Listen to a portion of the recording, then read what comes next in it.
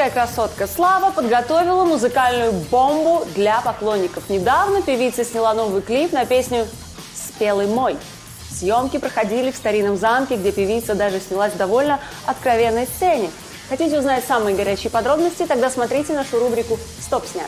Слава покинула Россию ради спелой любви. Недавно закончились съемки нового клипа певицы, где будут довольно откровенные любовные сцены. Впрочем, это не мудрено, ведь в главной роли снялся известный португальский актер Афонсо Вилlela. Он настолько к себе располагает, настолько спокойно, он настолько профессиональный, он говорит, я уже это делал, все спокойно, там полотенчик между друг другом положили, простынками накрылись, ребята снимают очень красиво, музыка завораживает. Вот поэтому сцена, конечно, будет вообще бомба, посмотрите, прямо, красивейшая эротика, у меня такого никогда не было, но мне понравилось.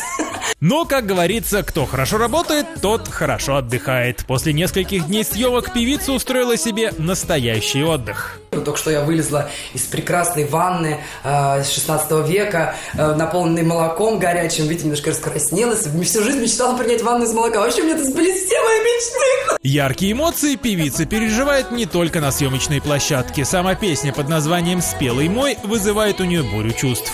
И за это Славе есть кого благодарить. Это впервые у меня такой опыт работы с поэтом Михаилом Гуцериевым, за что ему большое спасибо. Песня очень оригинальная. Еще раз повторюсь, называется «Спелый мой». И, в принципе, все основано именно на этом. Это любовь к зрелому мужчине. Это история про особенную любовь. Не как все любовные истории, то очень особенная история. Певице с мужским именем прекрасно удается вживаться в роль девушки с разбитым сердцем. Главное, что в реальной жизни с делами любовными у Славы все в порядке. Ведь в наше время это большая редкость.